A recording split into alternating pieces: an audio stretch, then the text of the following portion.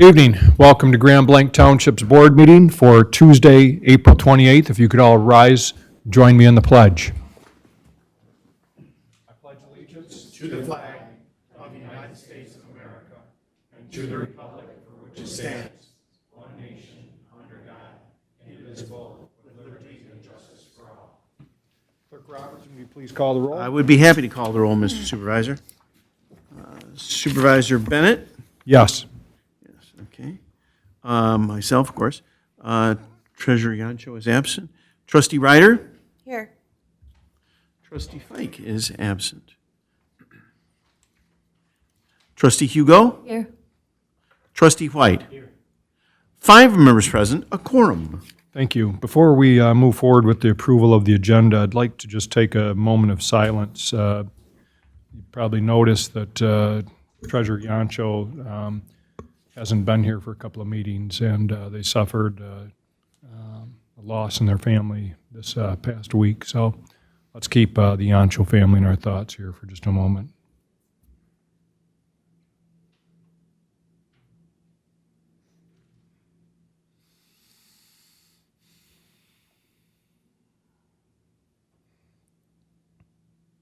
And our thoughts are with Mike and his family. With that, I'll entertain a motion for approval of the agenda. However, what I would like to do is amend the agenda so that we can have a closed session pursuant to MCL 15.268H to discuss a memorandum that is exempt from disclosure as attorney-client privileged. So I'm going to ask to have that added to the end of the agenda, if our board accepts. All righty. Shall I proceed with the roll call on the agenda as amended? Ms. Hugo supports that motion. Okay. So makes the motion. Motion. Mr. White supports it. Okay, one moment. Hugo motion. White supports as amended. Okay. Trustee White? Yes. Supervisor Bennett? Yes. Myself, yes.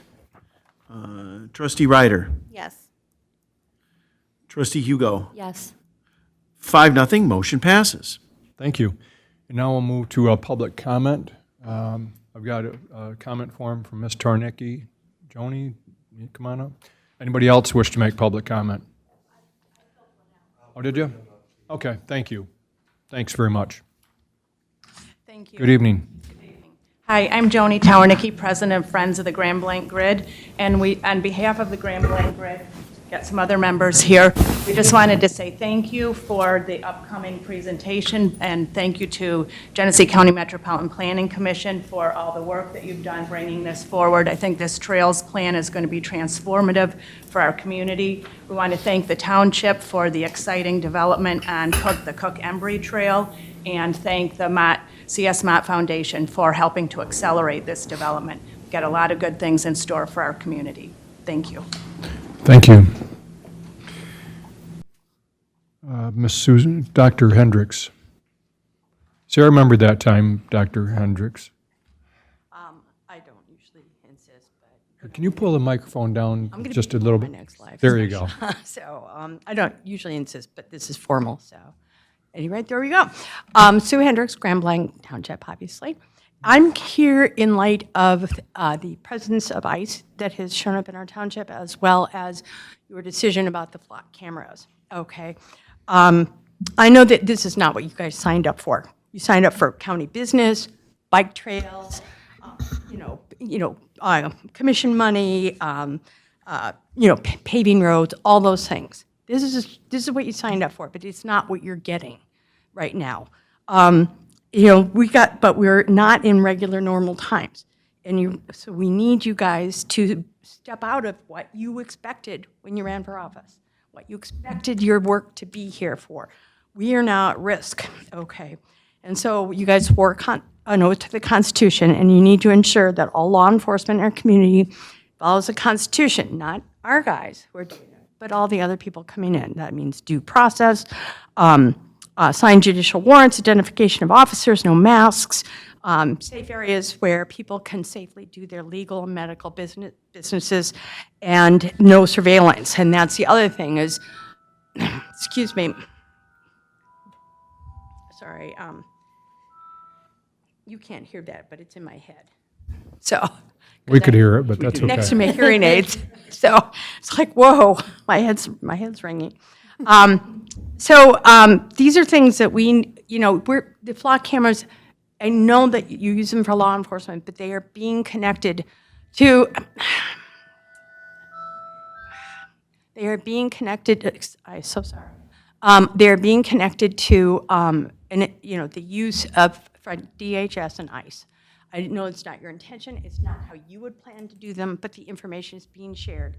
And it puts all of us under an unconstitutional continuous surveillance.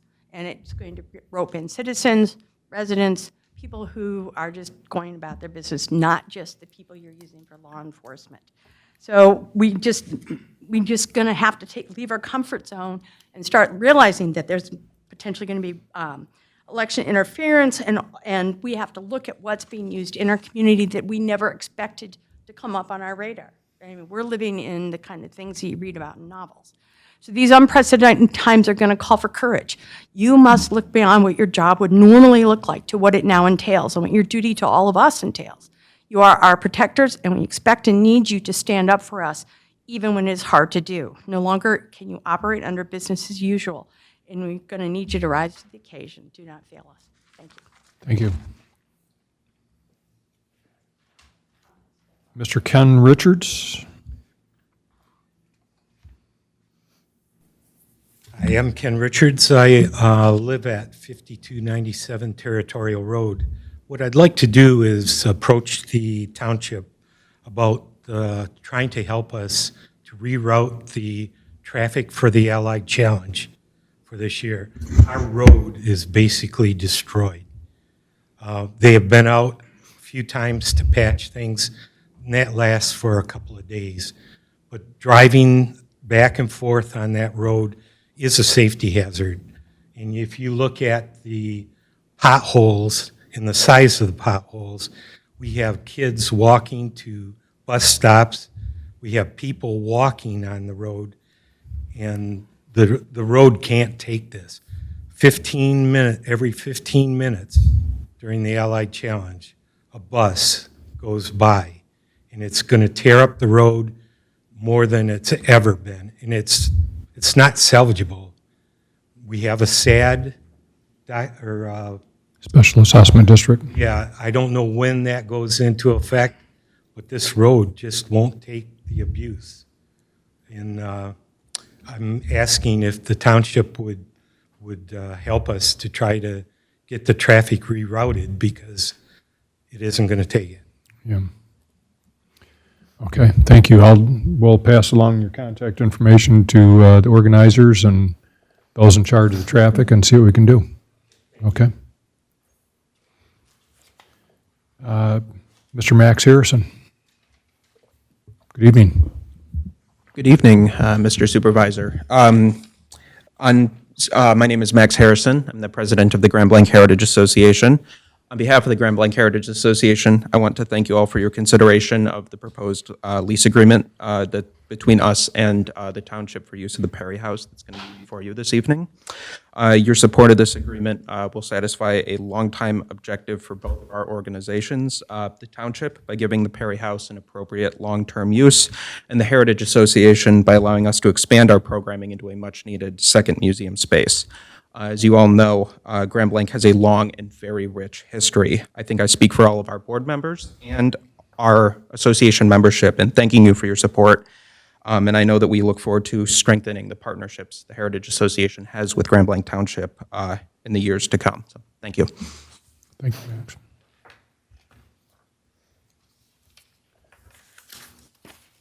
Okay. With that, we're going to bring it back here to the board, and we are going to have a privileged presentation. I know everybody's excited to hear the presentation this evening. And we have, first up, Mr. Jacob Maurer from Genesee County Metropolitan Planning Commission. We'll give the board an update, and I'll let you do the introduction, Jacob.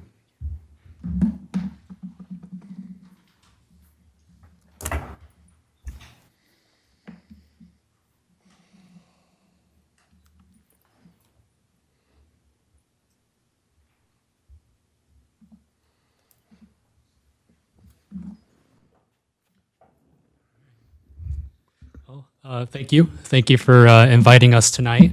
Scott mentioned, my name's Jacob Maurer. I'm a division manager with the Genesee County Planning Commission. To my left here, we got McKenna Dukevich. She's one of our environmental planning division specialists. And tonight we're here to present the update on the strategic trails plan for Genesee County. A little bit of history on this. About a year and a half ago, we were approached by the Charles Stewart Mott Foundation. How can we increase the pace in which we're building meaningful connections to schools, to residential neighborhoods, to our businesses, core community services? And so we took some time as a staff.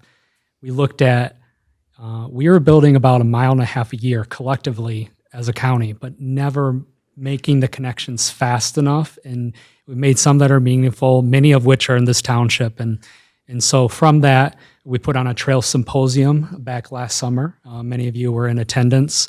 That went really well. We received over 100 participants in attendance, received feedback. And from that guided us towards what we're calling our strategic trails plan. And through that, I'm going to actually have McKenna walk you through just the highlights of that. But we're really excited to kick that off here tonight and introduce that to Grand Blanc Township. All righty, thank you. So one thing I want to note is this plan was approved by the Genesee County Metropolitan Alliance. That is our planning policy board with the Metropolitan Planning Organization. And it's made up of members of all townships, all cities, and all villages within the county. This plan provides a clear framework on how we plan to invest in trails throughout the county. So as Jacob mentioned, we had the Trail Symposium in last June. We've had conversations since then with neighborhood agencies and other communities. And we were able to, from these conversations, establish a common vision for what Genesee County should look like as far as trail development goes. So requests were not just adding new connections, but having connections to neighboring communities and having these regional connections.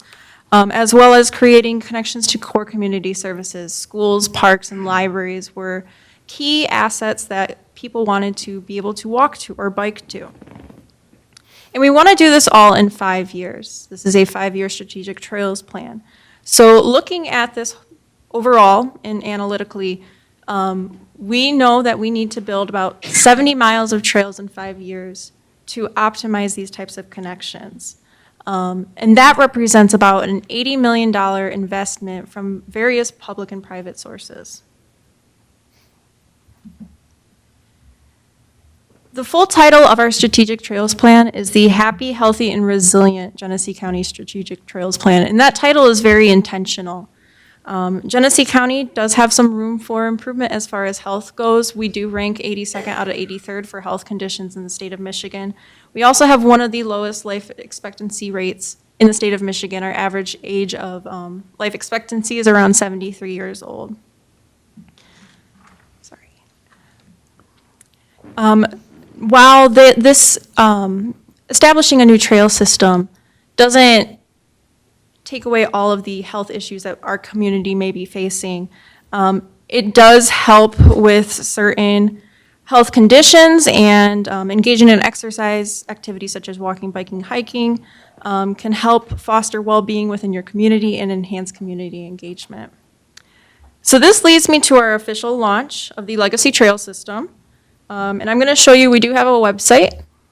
It is geneseetrails.com.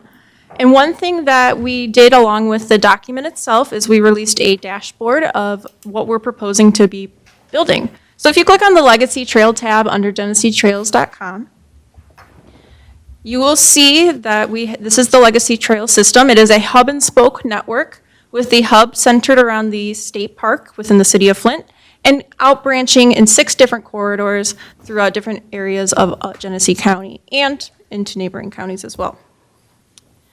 On the right, you'll notice some data points, such as the total mile of trails, the population reached, parks connected, libraries, and schools. So one thing I want to show you is our existing network, and you can play around with this when you have time. But if you were to click on the Project Years tab on the right, and check off the box of 2025 existing, this is what our current network looks like. And while we have 129 miles of total trails, you'll notice that there's pieces that we're not fully connecting to, right? It kind of is placed in chunks, and we don't have a cohesive network that we're envisioning. So I'm going to kind of go through each year and kind of show you how it grows. So this is where we're at currently in the existing network. But as we continue to build,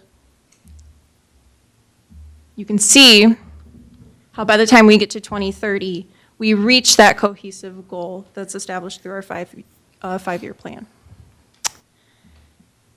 You're also able to select specific segments. In the example that I provided, I selected the Flint River Trail, but for Grand Blanc Township members, they might want to look at the Interurban Trail. And you can do so on clicking the left tab here and checking the box for one of the segments you would like to see. And one more thing I do want to highlight in this, because I want this to be a tool for not just agencies, but for residents, is you can click on individual segments to see what projects are happening. So I chose the Perry Road Trail in this example. You can click on the segment, and the cost of the project, the location of the project, the length of the project, and what surface type it is all available to you.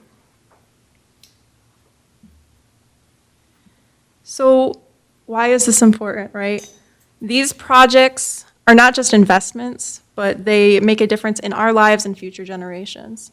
They offer countless opportunities for growth within the community, fostering economic development and recreational opportunities throughout. Those girls on the right of the screen, those are Jacob's children, and they will be growing along with the network as it grows in the next 5 years. And it's a really cool thing to see that they'll be able to use this as we continue to expand. So at this time, I'm going to open the floor for questions. I thank you for having us both out here. Well, we appreciate having people in your positions that are such advocates for pathways. I'm super excited, and I know our board is as well. You know, if you can do something about having more days of sunshine, that'll help our health too.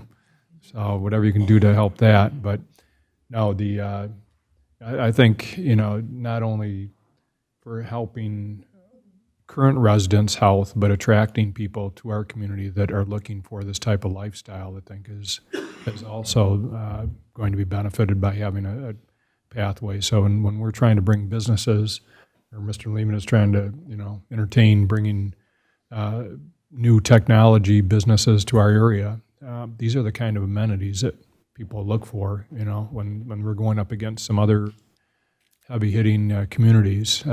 This is definitely an asset that helps us to attract families that want to work at these businesses as well as the business themselves. So it crosses a multitude of things. Health is one of them, but economic development, and really too just alternative, you know, to driving your vehicle everywhere. We have an employee that lives in Durand, and he's going to start riding his bike to work here, you know, on some days, which is brave of him. But you know, that's an option too with these non-motorized pathways, is that we're going to see some people deciding that they're going to go to the grocery store using pathways, or go to the movie theater. And so I think some things like bike racks. I've seen some innovative bike racks, you know, around the country. Columbus, Indiana has some cool ones that are in the shape of the municipality's logo that are bike racks. But I think accommodating people that choose to use those is also going to be. But I love the idea of connecting libraries, hospitals, all those kind of priorities. I think makes sense. So I'm excited that we have somebody, or to have several people, and even people that are in foundations that are excited about what we're trying to do here, and what you guys clearly want to help make happen even quicker than what we had ever envisioned. So, do any of our board have any concerns? Or so the one concern that we brought was the Saginaw Street. I know we have our plan over here, and one of the things that happened in the past 2 years is, you know, we we had made Saginaw Street right here by our office actually a priority for a sidewalk.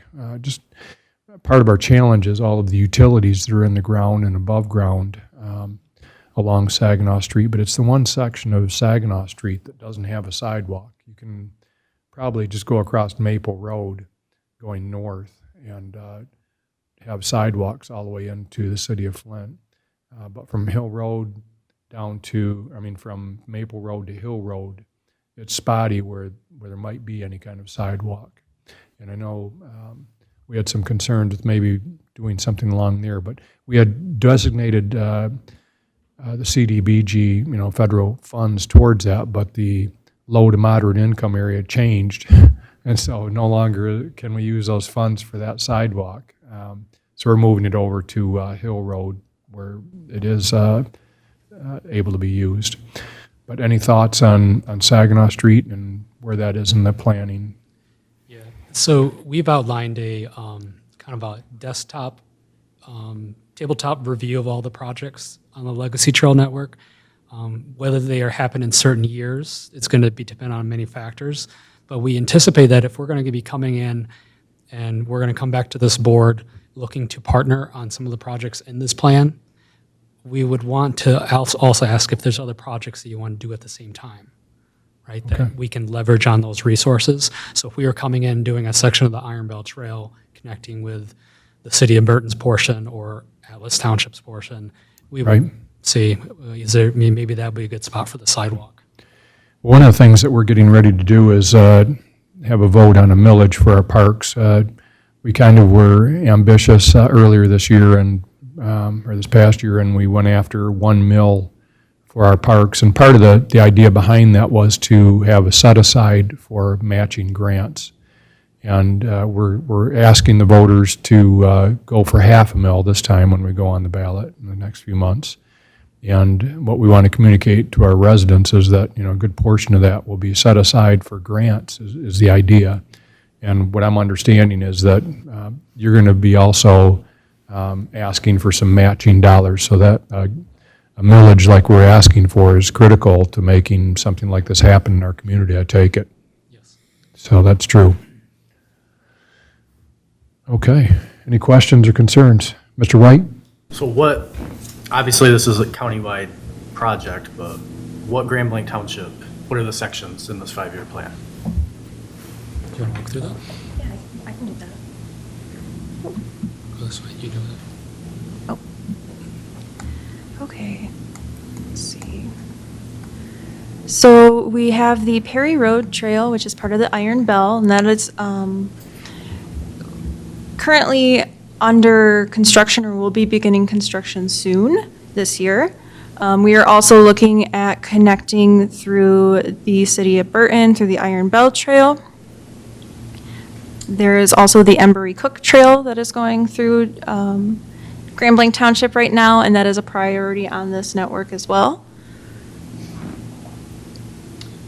So we can, if you'd like us, we could always zoom in and get but right now we have over $12 million worth of projects happening, two projects are which in the township right now. As McKenna mentioned, we'd be looking to completing the Iron Bell Trail Network. And you're looking at additional projects too that we could partner on. And if Saginaw Street is one of those, that you would look at that as well. I will add that this map here represents what we considered the essential trail network, but we also in our document have a future outlook, and there's additional trail segments on that as well. While they're still essential to our communities and they're essential to build, we had to look at this from a planning standpoint, what can be shovel-ready soon and what can connect us to the most resources. So that is a priority for us, and it's listed in our future priorities. All right. So we can make sure all of our board members have this link for the website, and you can actually zoom in and see exactly what specific projects are on the plan. Okay. Any other questions from board members? You're willing to answer if anybody after the meeting wants to meet up with you to And because I know some people in the public have some questions, but we're not prepared to have, go on with comments or questions, what have you, but. Yeah, absolutely. Yeah. We reach out. We'd be happy to set up a virtual or in-person meeting Okay, and dive into details. very good. Anybody else have anything? Mr. Lemata? No? Well, thank you very much for making this a priority, and we're excited. We know that we can't get started soon enough, but we appreciate how quickly that your team is working on this, and whatever we can do to help make it happen, we'll want to be part of it. Okay? Supervisor? Thank you. McKenna, I didn't catch your last name. It's Dukevich. It's D-U-T. I'm sorry, say again. D-U-T. D-U-T, K-I-E. K-I-E, W-I. W-I. C as in cat and Z as in zoo. It's very Polish. Oh, that's great.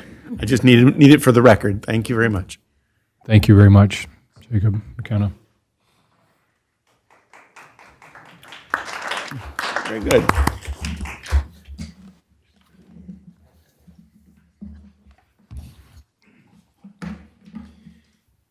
Okay. With that, I'll entertain a motion for approval of the consent agenda. Ms. Hugo makes that motion, supported by Mr. White. Motion by Hugo, supported by White on the consent agenda. Trustee Hugo. Yes. Trustee White. Yes. Myself, yes. Supervisor Bennett. Yes. Trustee Ryder. Yes. 5-0, motion passes. Thank you. And now we will move to new business. The board will consider a motion to approve the Genesee County Road Commission's proposal to pave the apron at the intersection of Gray Tracks Road and Cook Road with 50/50 allocation funds for $15,000 and authorize Township Superintendent to execute all related contracts and documents. Mr. Boggs? Before you tonight is a proposal from the Genesee County Road Commission to pave a dangerous apron at Gray Tracks and Cook. We've had numerous complaints over the years that the potholes are just too, I guess, the grading doesn't really work. It's a blind corner, plus the existing apron was short and it's breaking apart. So the solution is to pave it 85 feet from Cook down Gray Tracks. This will also allow the Road Commission to salt that approach to make it safer in the winter. So, yeah, as Mr. Boggs mentioned, it's a blind intersection almost in that there's a hill right there. The west side. And I don't know if everybody notices this, but when you have a gravel road, typically they don't like gravel coming right up to the primary road, which is Cook in that case. And in this situation, I thought it was gravel, and so did the residents, because it pretty much is gravel right up to the road, which is not safe for traffic on Cook nor people on Gray Tracks entering. So the Road Commission thought it'd be best if we made this a priority to get this done. And right now, there's lots of traffic on both Gray Tracks and Cook with the roundabout work going on at Fenton and Baldwin. Any questions or concerns? No? I'll make the motion, move forward on it. Motion by Bennett. I'll support that, Mr. Supervisor. Okay? Trustee Hugo. Yes. Trustee White. Yes.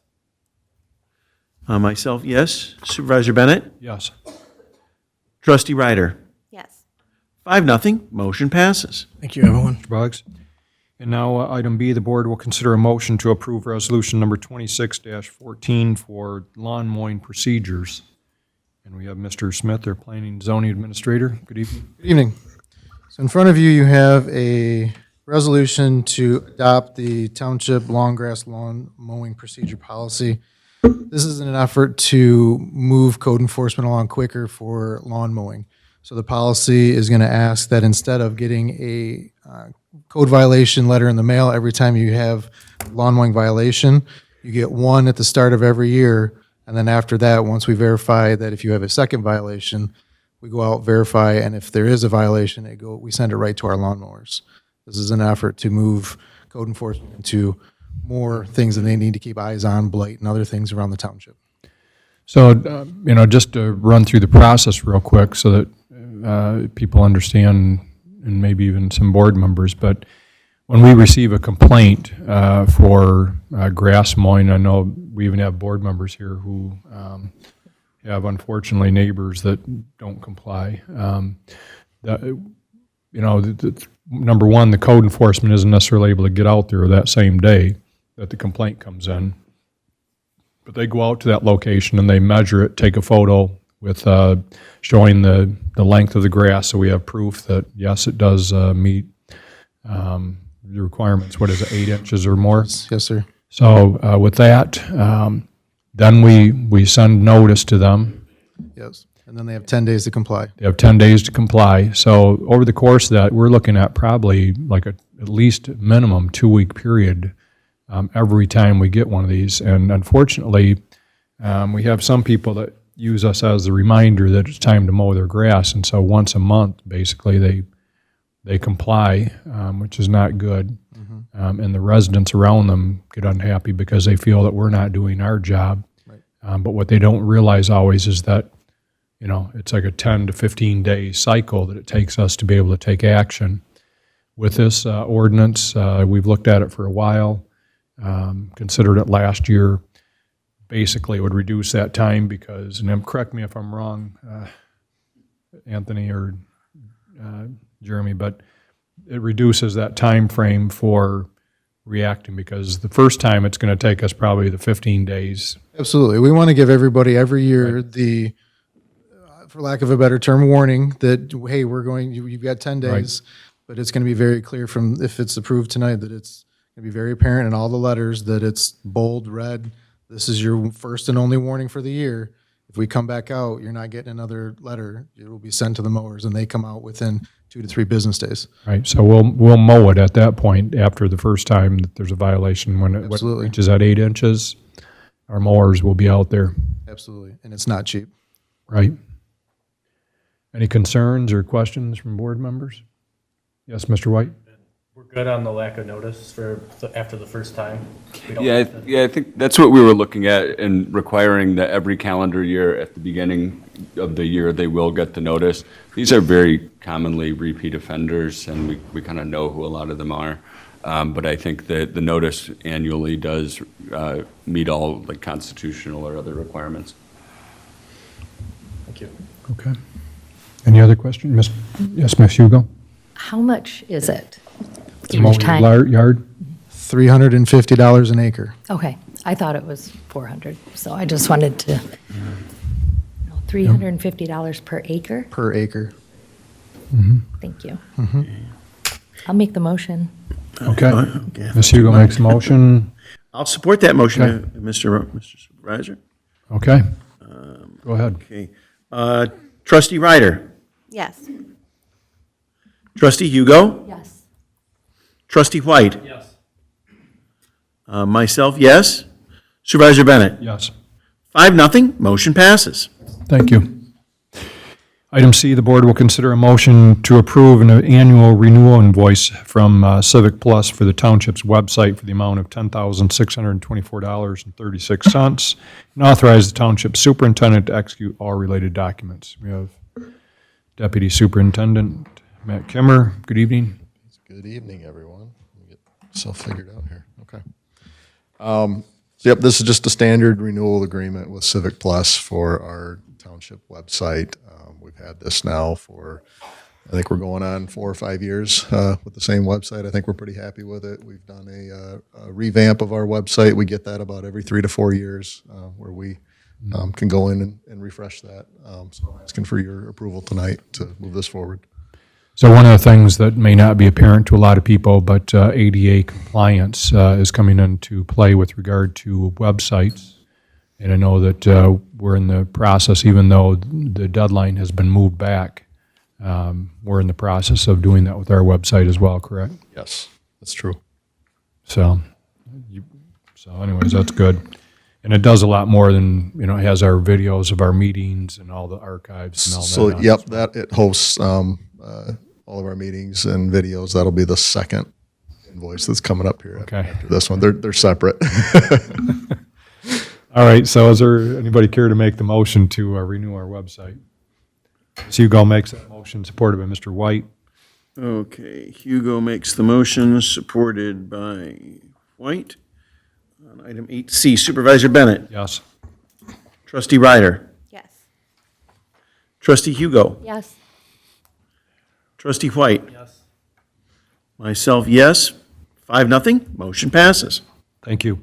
And then item D is exactly what we were I just mentioned. The board will consider a motion to approve an annual renewal invoice with Civic Plus for the agenda and meeting management module for the amount of $14,463.33 and authorize the township superintendent to execute all related documents. Yep, so this portion is for the agenda management software side, which includes the live streaming capabilities and video storage capabilities for all of our board meetings, planning commission meetings. So this is a separate invoice from the website. Yeah, the software isn't free anymore. It isn't where you Definitely is not. you own it, right? Everything's subscription-based these Everything days. is subscription-based, yes. Okay. Ms. Ryder makes the motion. I'll support it.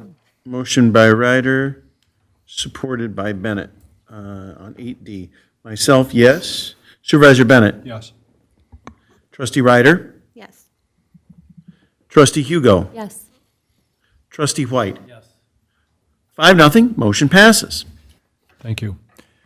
And now, item E, the board will consider a motion to approve a lease agreement as presented for the Perry House with the Grand Blanc Heritage Association and authorize the township superintendent to execute all related documents. And we heard from Mr. Max Harrison earlier this evening, and we're excited about this. So approximately 2 years ago, Max had approached myself and Superintendent Limita about exploring the idea of the Heritage Association utilizing the Perry House as an extension of their current museum that is in the city of Grand Blanc. And the more we talked about this, we discussed it at a strategic planning session with you guys. And I think this makes a lot of sense in a lot of ways. We purchased that home back in 2004, 2006, somewhere around there. And I think we've done a great job of preserving that house, incorporating it into our park system. I think we've always kind of searched for, what is the purpose of it? And I think with the Heritage Association, this is the perfect group to bring into this house, to utilize it, to maintain the rich history that we have here in the community. Obviously, from our standpoint, from the township, we'll still own it. We'll put the capital improvements into it. But I've also talked with Max, we could work together with the Heritage Association to leverage funds from both organizations to apply for grants to really make this a staple not only for our community but all the surrounding areas as well. So the lease agreement in front of you tonight, I pulled this from a similar municipality down in Illinois that they owned a historic home that was pretty close to City Hall, so I pulled the language from the existing agreement that they had. I figured it was something similar to what we were looking for. Matt, one of the things, how will this work with like the Perry days that come up? Sure. Yep. So we've, after the Historic District Commission, after we did away essentially with the Historic District Commission, we formed the advisory committee, the Perry House Advisory Committee. And the vision that we see with this is that we would incorporate those members of the advisory committee into being members of the Heritage Association, where they can bring their historic expertise and knowledge with all the time and effort and that they've put into keeping that house and restoring that house. But I think with them being involved with the association, being there to put on those events, any programs, any historical demonstrations, I think this is a good partnership moving forward. When are the Perry days coming up? May 30th. 30th, yes. Everybody wants to put that on their calendar. Okay. So this is a draft agreement in front of you. Obviously, if we want to approve it tonight, that would be great. If you do have some concerns, I can take those back and revise those as needed. Mr. Harrison, do you have any thoughts or any comments? Come on up to the podium if you'd like. Yes, so just to, I guess, add some clarification to what Matt said about the Perry Pioneer Days and some of that, what we envision is being able to continue doing things in the spirit of that, of the Perry Pioneer Days, whether we do that once or twice a year, but having these kind of bigger community open houses that are more than just put the sign out and say we're open, walk on in. Sure. Because clearly those, I've been to a number of those. I know I've seen a lot of you guys there in the past. Those are clearly a big community draw. And, one of the things that I'm particularly excited about with the Perry House is not just that we have the opportunity to set up a house museum in a very historic home, but also I've joked that we have a yard and we have the ability to do historical programming that can actually, I've been to places with old houses in other communities where they bring in school children and show them how you do old washing with those, the wash bucket and the wringer or shell corn, or just do stuff like that, things that can get, especially in a community like this, kids connected with a past that is probably seems quite distant to them. Well, and we're trying to create a sense of place, and one of the things, is the good corporations even around the country that want to, bring their people on board. One of the things they do is share the history of their company with their employees, so that they have a deeper understanding of why they do things the way they do, and a little bit more about the company. And I think that's important for our community too. That I don't think a lot of people realize the rich history behind Grand Blanc Township and what it meant to this whole region. So I'm excited about utilizing what resources have been put into that building over the years and seeing it really blossom in terms of being used for what we intended, I think. So 50 years ago in 1976, the Grand Blanc Heritage Association was at the forefront of the community's bicentennial celebration, which we had been formed in 71, and Jack Carey, who was the mayor of the city of Grand Blanc at the time, asked our founding members to kind of lead that, and we incorporated a community-wide celebration that raised money for Bicentennial Park. The chairman of that commission was Paul McGrath, who was the last person him and his wife were the last people to own that house. He was a founding member of the Grand Blanc Heritage Association, and obviously the school is named for him. Right. So we're looking at this as kind of a, there's a symbolic nature of kind of coming full circle with us. But we're also kind of looking at this as we're celebrating our 50th anniversary of a museum, and this is, in a way, we're kind of thinking of it in terms of a semi-quincentennial project, that the museum was one of the bicentennial projects for the community, and although we probably won't be able to fully get going with some of the work we want to be able to do to the house until next year, this is, I want to look back 50 years from now and be able to say the same things about our work with the Perry House that we can say about the Heritage Museum 50 years on. I'm hoping I can look back at it 50 years from now. I'll be 78. Ms. Ryder? I love this. My daughter, when she was in first grade, we had lived in Ortonville at the time, and we did the field trip where they make butter, and they had a schoolhouse, and I can't remember how long ago it was, but when we walked in, it was the last surviving member of the class that was in that schoolhouse, and he was really old, but it was really cool. So that's really exciting. Very good. Any concerns or thoughts? I'll make the motion that we move forward on the lease agreement. Okay. Motion by Bennett, supported by? Hugo? Okay. Okay. Either that or Ryder, I don't know. Okay. I've heard both several times. All righty. Myself, yes. Supervisor Bennett? Yes. Trustee Ryder? Yes. Trustee Hugo? Yes. Trustee White? Yes. 5-0, motion passes. Great, Max. We're excited about this, and we're looking forward to great things, and we appreciate your willingness to work with us on this. And please pass it along to your board as well. Thank you. Okay. Thank you for being willing to work with us as well. I'm sorry? Thank you for being willing to work with us. Oh, absolutely.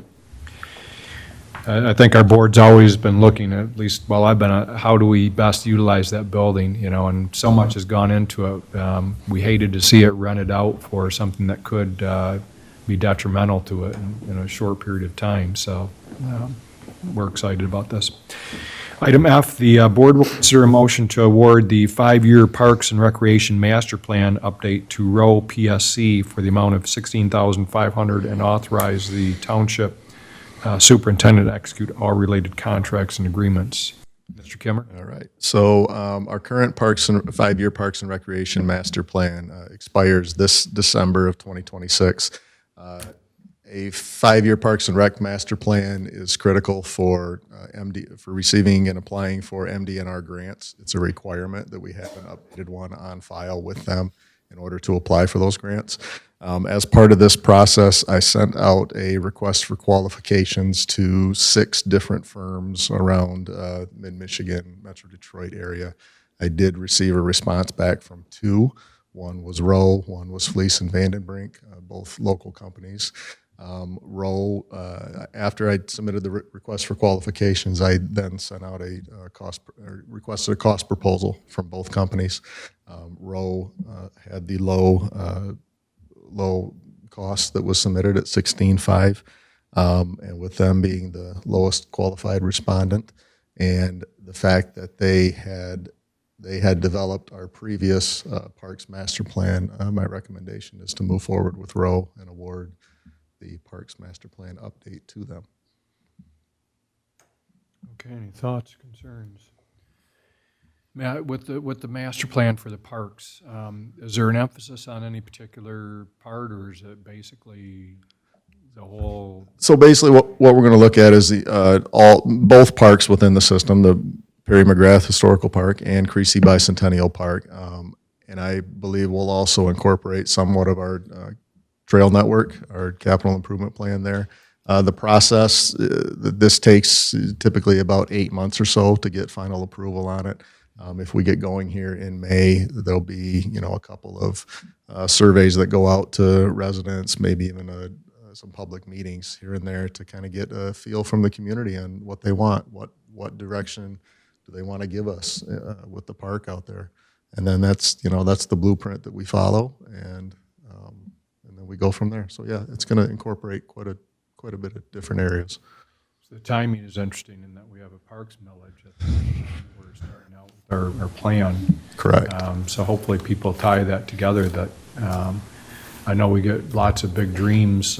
Sure. People bring us for what they'd like to see in the park, but there's also a budget that we have to live with. There's a price tag that comes with everything too. And we have to tie those two together, I think. But hopefully we get great input from our public. I know with our Township master plan, I think we had over nearly 1,000 people respond, and hopefully with Parks and Recreation, we get lots Somewhat of the same, input from hopefully people. more than that. Yeah.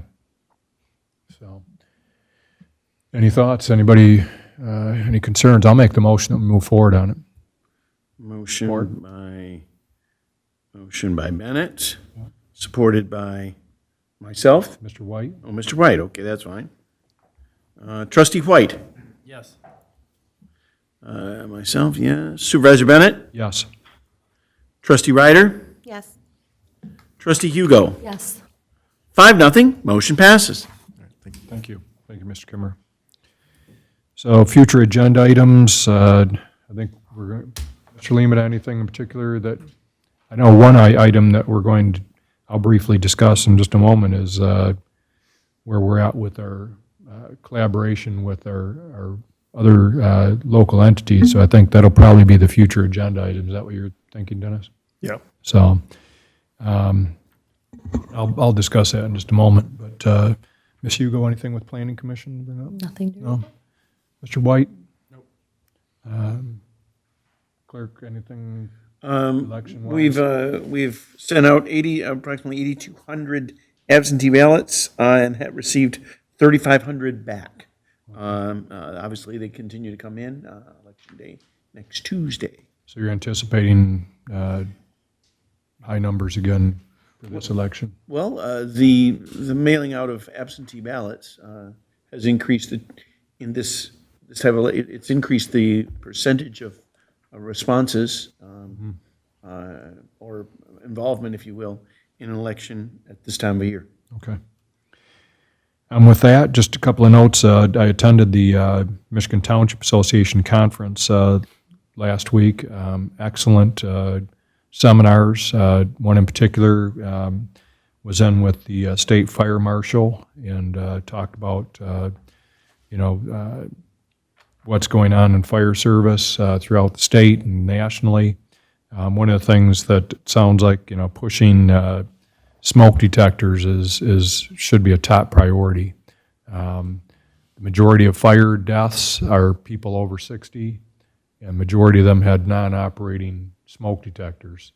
And with the pace that fires burn at right now, by the time fire departments get there, unfortunately, if they have a non-working smoke detector, it's not good for the residents of that home or business. So that sounds like, but it was very good, and I'll share with the board more of what the information that was there.